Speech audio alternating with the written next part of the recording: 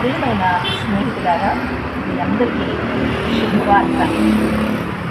ఈ యొక్క బైక్స్ని చూసారా, ఈ యొక్క స్కూటర్స్ని చూసారండి, ఈ 2 వీలర్స్, ఈ యొక్క షోరూమ్ చూసారా. ఈ 2 వీలర్స్ ఎవరు చేయకుండా రాలేదు కదండి. ఈ 2 వీలర్స్ ఎవరు తయారు చేసి సేల్కి పెట్టారు కదండి. ఈ 2 వీలర్స్ని ఎవరు చేయలేదంటే ఎవరు నమ్మరు.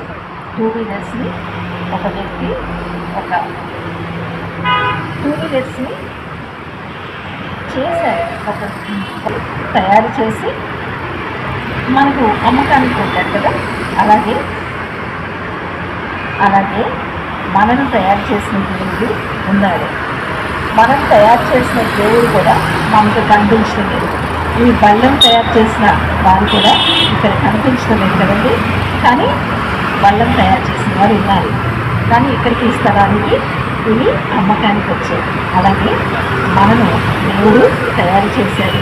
దేవుడు కనిపించడం లేదు కదా అని ఎవరు తయారు చేశారో మనం అలా అకస్మాత్తుగా ఊడిపడ్డా ఉన్నారా? ఊడిపడి దేవుడి సృష్టి ఎంత అద్భుతంగా ఉంటుందో కదండి. దేవుడు నిర్మాణకుడు, దేవుడు సృష్టికర్త, భూమిని కలగచేసిన వాడు, ఆకాశాన్ని కలగచేసిన వాడు, సర్వ సృష్టిని కూడా కలగచేసిన వాడు. ఈ కార్స్ ఉన్నాయి చూసారా, ఆటోస్ ఉన్నాయి చూసారా, ఇవన్నీ ఫాస్ట్గా చక్కగా వెళ్ళిపోతూ ఉన్నాయి. అవి గమ్యస్థానానికి వారి గృహాలకు చేరడానికి వేగిరపడి డ్రైవ్ చేస్తూ ఉన్నారు. అలాగే మన గమ్యస్థానానికి చేరాలంటే మన గమ్యస్థానం యేసుక్రీస్తు యొక్క సన్నిధి, పరలోక రాజ్యం. అయితే మనిషి పరలోక రాజ్యానికి వెళ్లకుండా అడ్డు వచ్చింది ఏంటంటే అండి, మన పాపం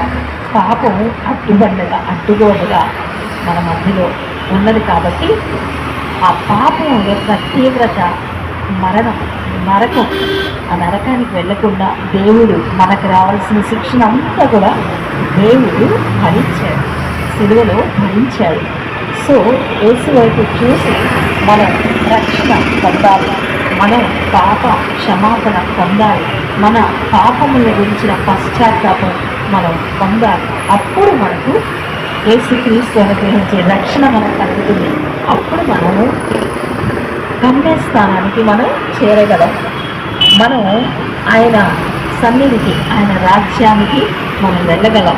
పరలోక రాజ్యంలో మనం ప్రవేశించగలం. యేసు ద్వారా చక్కటి ప్రవేశం పరలోక రాజ్యానికి కలుగుతుంది. యేసు ద్వారా సమృద్ధి అయిన ప్రవేశం మనకు పరలోక రాజ్యంలో కలుగుతుంది. మన